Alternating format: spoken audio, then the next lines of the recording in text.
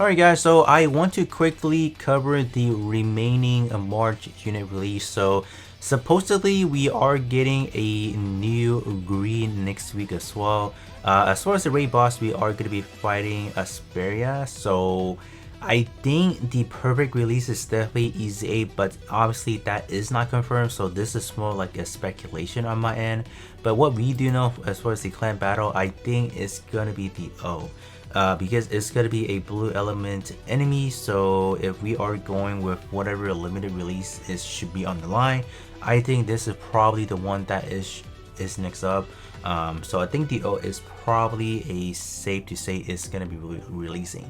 The reason why I want to cover both of these in advance, because in this week we have double Zeta as well.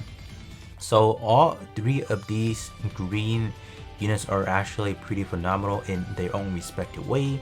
Double Zeta is just a strong powerhouse born units that, as far as the green element, we just don't see a lot. And then in terms of the Easy 8, it's a very busted support, which will quickly do some highlighting as far as what makes this unit really good.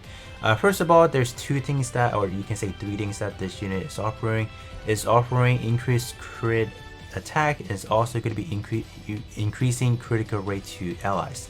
But on top of that, to bombardment unit are actually getting more. So for example, in terms of the EX skill, is centered around increasing crit attack 25%, but in terms of let's say bombardment unit, they are getting an additional 50%. So if you have this unit maxed out, you're getting a whopping 75% just to bombardment, so that's really busted.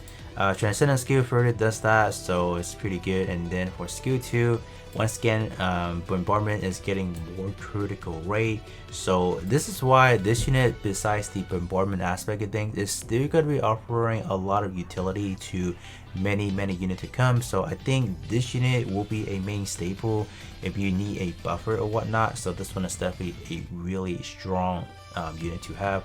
I think by the time around, you guys should be seeing some footage of a comparison that I have with this unit on the team and then without, so you guys can definitely see I want to say like a overall a bigger change, because in terms of my EZ and JP is still relatively low star.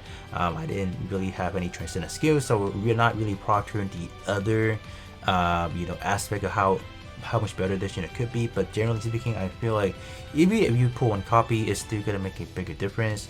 As far as the co-ops, we did finish at a faster timing, and then overall damage from every unit is relatively higher. So that's why I feel like the EZ8 is probably if I were a free to play, I value EZ8 more, because in terms of how broad this unit could be in content wise, it's just anything you can bring this into.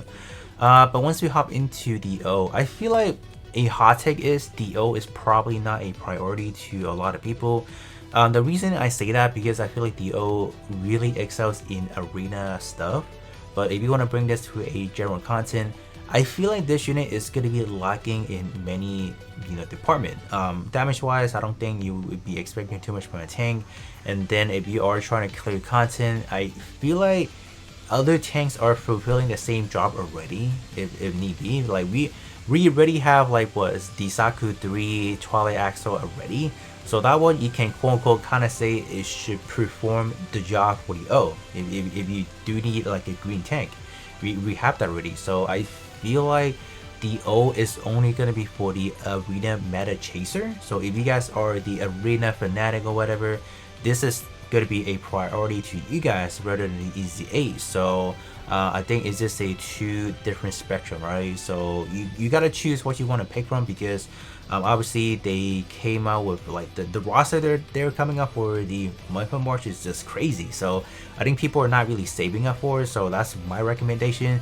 If you care about more for your general content, go for the Easy 8, and then if you want to be better in arena, then summon for the O. So that's kind of my recommendation right there. In terms of what makes this unit good, I think is the fact that this unit has a lot of ways to recover HP, right? We have that.